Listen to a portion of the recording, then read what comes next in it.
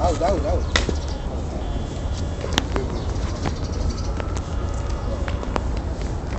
دابا كتقرر غنقول واحد الرساله بان حنا كجمعيه حركه الشباب الملكي للمغاربه بالخارج والداخل عندنا واحد المصداقيه في القضاء ديالنا.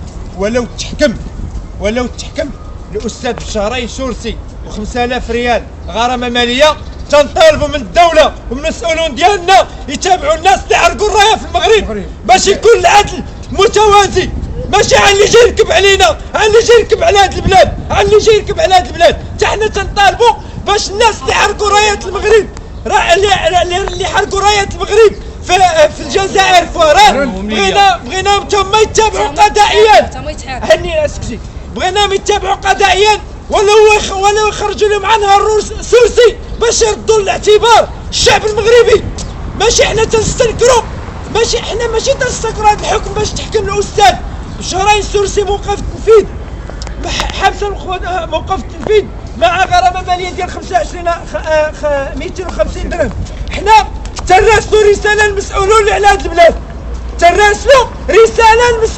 البلاد، حنا راه غنديروا وقفه عاوتاني في القنصليه الجزائريه. حنا الناس اللي حرقوا رايه المغرب، الجزائريين اللي حرقوا رايه المغرب الجزائر، بغيناهم هما يتخدموا بالعداله الجزائريه ويتحاكموا. عاش الملك، عاش الملك، والصحراء مغربيه،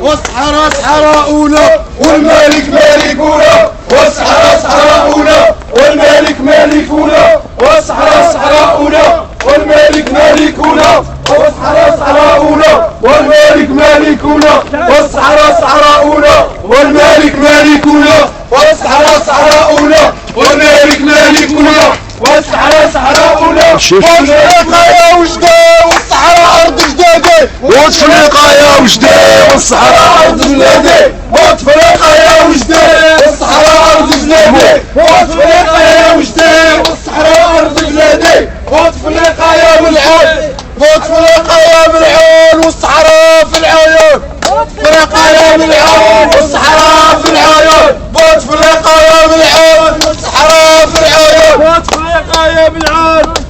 ولا تنبالا لا تضلل العداله، لا تنبالا لا تضلل العداله، تنبالا لا تضلل العداله، لا تنبالا.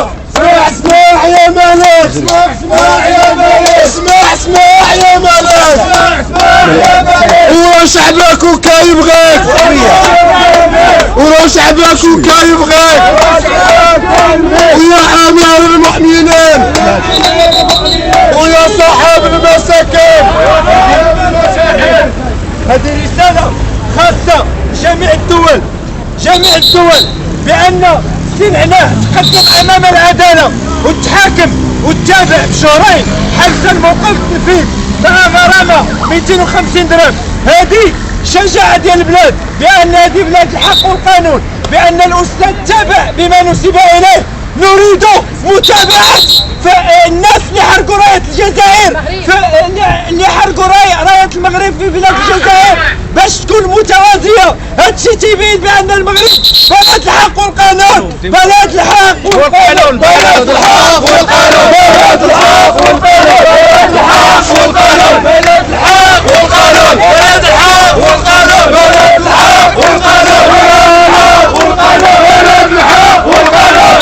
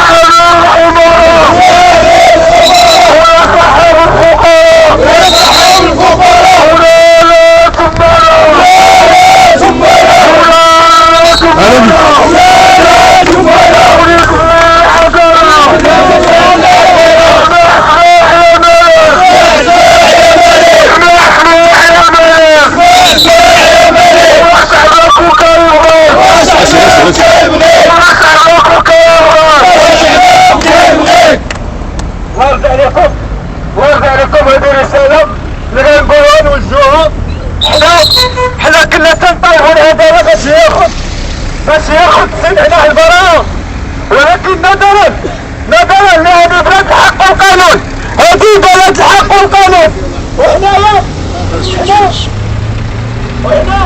هذه رساله غنقولوها بان احنا ما غنختلفوش الحق.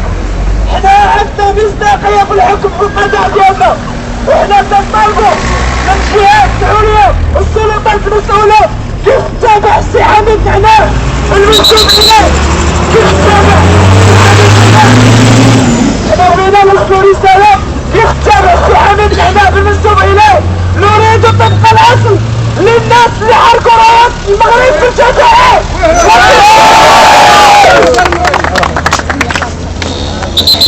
ودي تحية القضاء ديالنا، وتحية السلطة، وتحية وحنايا حنا تنقولوا هذه الحكم اللي تحكم بها هذا الاخ ديالنا فإنها هي رسالة موجهة للأعداء ديال البلاد، حيت هذا الاخ دار خطأ. حنا نريد معاقبة اللي حرك راية المغرب في مدينة الجزائر في دولة الجزائر في الإعراب. وحنا هذه غتمشي لها امام السلطات، وغنديروا وقفات امام القنصلية الجزائرية نبقوا واقفين سيدو.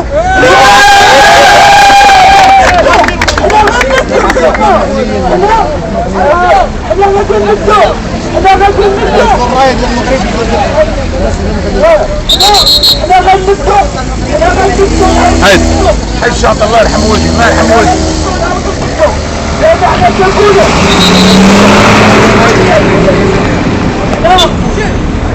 انا كنقولوا راه كيف ما تعاقب الاستاذ التابع، راه حنا بغينا نفس الشيء لرد الاعتبار للشعب المغربي.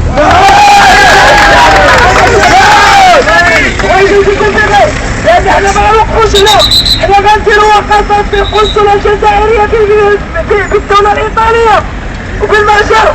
حنا نقسمكم بالله عليا، نقسمكم بالله عليا لا غيكون صعيب من هكا، غيكون صعيب كيف ما تحاكم الاخ حنا نريد محاكمة الحركة راية المغرب في الجزائر في مدينة الهرم. أول حاجة المنظور كنشكر الإخوان اللي في المغنية اللي في الأرض الجزائر، اللي الزرايا ديال المغرب في الأرض الجزائر، وكيطالبوا المتخلقة الإعدام تا هو. كنشكر خوتنا اللي في المغنية اللي الزرايا ديال المغرب في الجزائر، وعاف الناس ديال المغنية، وعاف الناس ديال المغنية. وكنشكر السلطات المحلية. تحية لإدارية للسلطة المحلية، تحية لإدارية للسلطة المحلية، تحية لإدارية للسلطة المحلية، تحية لإدارية. والمالك مالكونا وأصحاب حاولنا، والمالك مالكونا وأصحاب حاولنا، والمالك مالكونا وأصحاب حاولنا، والمالك مالكونا وأصحاب حاولنا، والحرام الشديد والسرقة يا وزير والحرام الشديد والسرقة يا وزير والحرام الشديد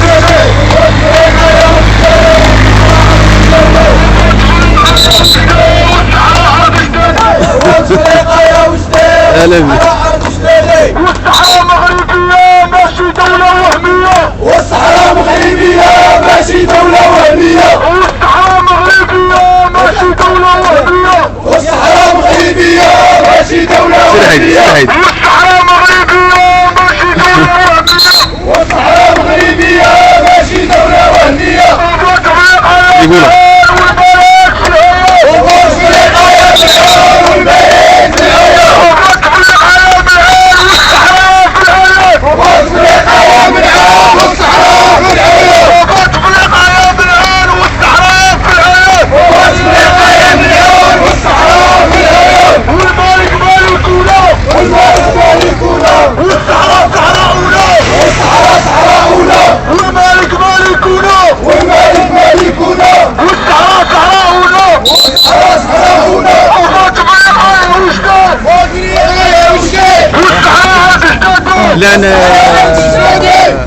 لأن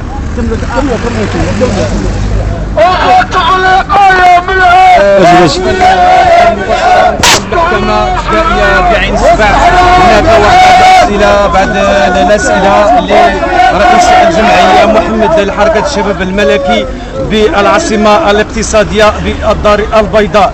بالنسبه لسيدكم الان كيفاش كان الحكم في هذا الصباح على الساعه 10:01 صباحا؟ الحمد لله بسم الله الرحمن الرحيم. احنا سمعنا الحكم انتقل الحكم بشهرين حبس الموقف التنفيذ مع غرامه ماليه قدرها 250 درهم. احنا الحكم ما نستنفوش لان هذه بلاد حق القانون ما نعارضوش، ولكن احنا تنطالبوا بطبق الاصل. احنا تنطالبوا بطبق الاصل. بغينا الناس كيف المغرب العداله والديمقراطيه ديالو،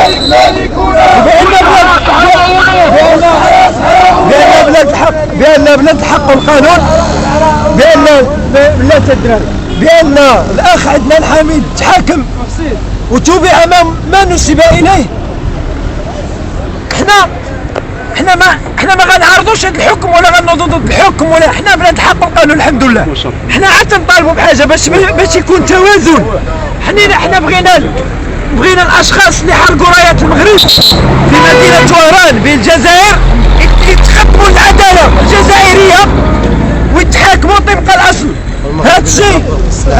هادشي تيبين ما هي ديمقراطيه والحكم الذاتي والحق بلاد الحق والقانون المغرب على الجزائر، لان رايه المغرب تحرقت قبل ما يتسلق هذا السياج وطيح حيد رايه الجزائر اللي نزلها، لان الرايه تحرقت قبل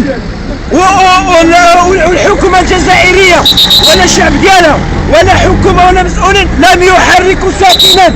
هذه هي علامه استفهام، وحنا تنوجهوا اقسم فمي بالله علينا ما غنوقفوش بهذا الحد، حنا غنديروا التصعيد باش يكون طبق الاصل. بالنسبه لمحمد الدليل الان انت بالنسبه كرئيس جمعيه حركه الشباب الملكي اليوم بهذا الصباح كتطلب بان النزاهه ديال القضاء، شنو رايك في القضاء المغربي اللي حكم السينما بشهرين وغرامه ماليه قدرها 250 درهم؟ يعني الحمد لله كيفاش كتشوف بان المغرب في اطار الحقوق والمواطن الديال الحمد لله نكونوا واضحين، كل تحكم اخذ على البراءه غنقولوا العداله ما دارتش خدمتها، لان الاخ فرغ غلط تسلق خد الجزاء ديالو تعاقب طبقا ما نسب اليه، تحاكم بهذاك الشيء اللي دار، تحاكم بهذاك الشيء اللي دار طبقا تحاكم طبقا لهذاك الشيء ما نسب اليه. اللي بقات العلامه الاستفهام اللي بقات هي لماذا لم يتابع الذي حرق العالم المغربي بمدينة وهران بالجزائر؟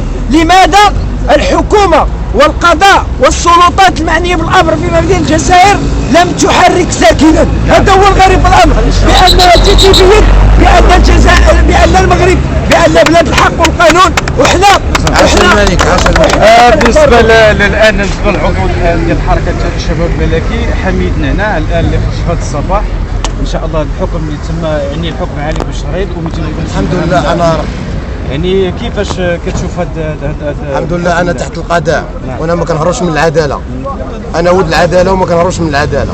انا فرحان بهاد شهرين سورسي و5000 قضيه، ولكن انا كنطالب بان الناس اللي يحرقوا لنا الرايه ديالنا في مدينه وهران حتى هما يتحاكموا قضائيا. وكنشكر الناس ديال المغنيه اللي ساندونا وهزوا الرايه ديالنا ديال المغرب في مدينه الجزائر وكيقولوا عاش الملك.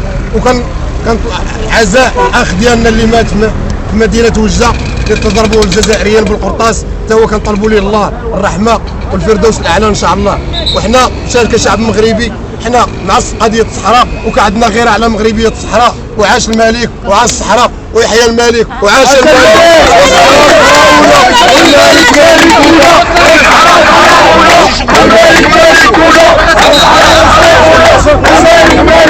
المتابع هذا القسم ما يخص واحد السؤال فيما يخص السؤال خلال كاين هناك عبارات نافيه في الحكم اللي كان هذا فيما يخص ان الرئيس ديال القنصل الجزائري انه كان واحد الكلمه داخل المحكمه واحد دنيئه المستوى فيما يخص القهوه بالنسبه لحركه جمعيه الحركه الشباب الملكي وفيما يخص شباب الفيسبوكي فيما يخص كذلك الشباب البيضاوي واحد الكلمه يعني دنيئه لا تليق بالاحترام مستوى القنصل الجزائري بالمغرب.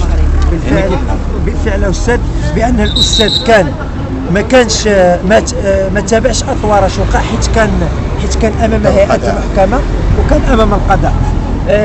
جا القنصل ومن بعد الدبلوماسيين الجزائريين ثلاثه دخلوا بدا تيستفزونا لداخل بدا يخرجوا برا.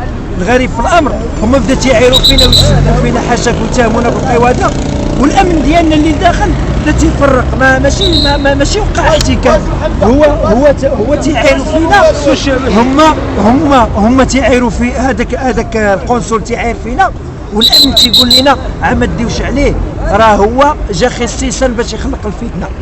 الغريب في الامر هو حنا راه ان شاء الله غادي نرفعوا شكايه ما غنرفعوها هنا في القضاء ديالنا اللي في المغرب وفي المحاكم اللي في المغرب وغنرفعوها في المحاكم في مدينه في دوله لاهاي في المحكمه الدوليه بالدول الهولنديه لان حنا ما نسكتوش على هادشي لان السيد نعتنا بالقواده حاشاك في بلادنا حرقوا لنا رايتنا زائد 2 قتلوا مغربي بالرصاص 3 نعتونا بالارهاب سبت فلان من معاه جا السيد جرع يعايرنا بالقنصليه في بلادنا وامام الهيئه الموقره وامام المحكمه كحرمه. هذا السيد ملي دبلوماسي وما احترمش حتى المحكمه بان المحكمه حرمه وبدا تيعاير فينا بهذاك الشكل.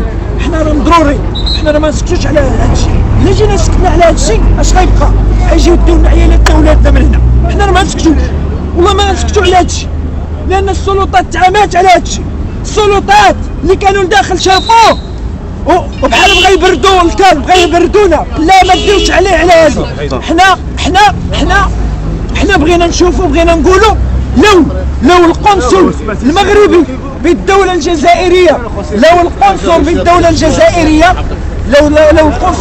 الجزائرية دار هذا الشيء في المحكمة عندهم ما تسيقع.